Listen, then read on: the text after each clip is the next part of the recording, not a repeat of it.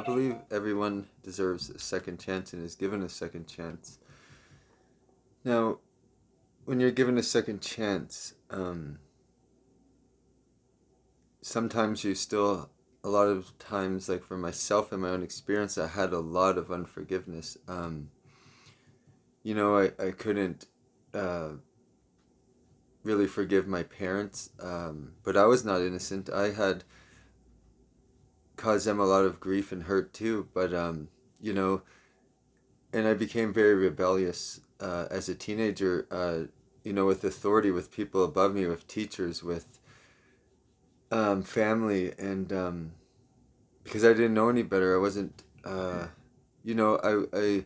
had a stepdad who loved me, but he didn't know how to show love. I didn't really get that hug. I didn't really get that closeness from him, what I needed, and I don't hold it against him. I realize, now that he was just raised in a certain way that he just showed the best he could. He loved me in the best way he could, and you know, I'm just gonna fast forward a bit to being uh, coming into my wife's life 3 years ago. I was broken. I had a lot of unforgiveness. I had a lot of hurt. I held on to a lot of things. I was not innocent. I made my own choices. I hurt people. I let people down. I pushed people away. I broke the law. I went to jail. I was far from innocent. But I also, at the same time, I held on to things that others did to me to not forgive them, which that unforgiveness made me a not very nice person, and I can admit and honestly say that I have hurt people. I've also been hurt by people. I because I didn't really honor my mom and my stepdad as much as I should have, because I felt like I was mistreated. I felt like I should have had more. I felt kind of pushed away by my stepdad. Which like I say this again, I don't hold it against him, and at the age of 16, when I was sent to a group home, so that's when I really felt pushed away, and that really affected me. And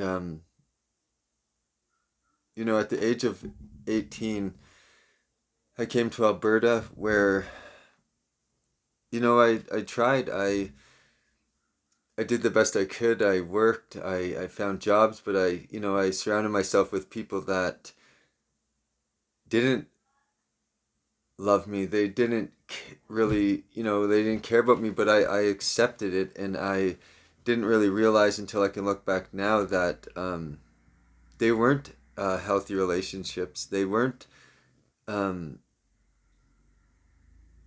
but those were the choices I made, that I allowed those people in my life. And, I'm not innocent. But now I look back and I realize I have a second chance. My wife gave me a second chance. God, gave me a second chance, and I can say that, you know, I do the best I can to honor my wife, and but it took me a long time to also trust her, because of the stuff I went through growing up, and not having a really healthy relationships, and not understanding, that she is here for me, and she actually, I have a lot of respect for her, because she saw the light in me. Like, she saw that spark, but she also saw that I was very lost and broken. But she still, she didn't step back. She still loved me. She still cared for me. She still taught me. And, it took me quite some time to start to know I could trust her. And it wasn't anything she did. It was all inside of me. It was my own insecurities. It was my own, my own, the stuff I didn't have understanding about, the stuff I didn't realize that really was rooted in me and grounded in a place where like I seen a lot of darkness. I'm not innocent. I lived in adultery. I lived in sexual immortality. I've done things I regret, but when I when I committed my life to Jesus and became born again, and I was taught that his blood was shed for my sins because God loved me. He loved us, so he sent his son that whoever shall believe in him shall never perish but receive eternal life. Because he went to the Calvary. It was his blood that was shed, and it's only by God's grace and his love for what he created that he has grace. They could have many chances, and he keeps giving you grace, and he keeps having mercy for you, and he'll keep putting the same thing in your path until you get it. And that's the thing. And he disciples us or disciplines us because he loves us. And, but so, now I'm married to my wife, and since last year, and I was baptized a month earlier. And, you know, but I still realize even after I was baptized, I still held on to unforgiveness. And it affected me how I could honor my wife and how I could, have grace for my children, have grace for her. And also I needed to have grace for myself to realize, like, to not be so hard on myself and to let these things go. And it's like when you have pain and you won't let it go, it's like, you're holding on to it by a string, and it kind of goes, you're letting it go, but then you pull it right back in when something comes up that triggers it. And it's, and I, I live in a place now where I'm not on prescription medication since I was 2008. And as of last year, just after I was married, I stopped taking those prescription medications and smoking medical marijuana and stuff. And, and I'm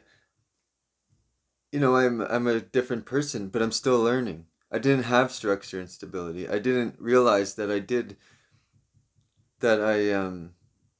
I'm responsible for my own actions. I can't, I can't, everyone is responsible for their own choices, what they've done wrong. I am not responsible for other people's falls, because of things I did, and they can't blame me for their own mistakes. You know, I can't blame others for where my life took me. It's not my mom's fault. It's not my stepdad's fault. It's no one's fault in my life. But I held on to that stuff, and that's what brought me to these places. Was what I held on to that I just ultimately did not forgive. I didn't even realize how lost I was and broken. I thought, and the thing, and I'm accountable for what I do. People are accountable for what they done wrong. Now I've you know I've asked for forgiveness in places I've been able to. There's people I don't talk to. There's people I have that aren't in my life, you know, in this present time, and and I just, I forgive them, but it's like, do why? How can you still blame me? How can someone blame myself or blame someone else for their life choices? How can you honor your children, your wife, your spouse? How can you honor your mother and father if you have a problem with authority?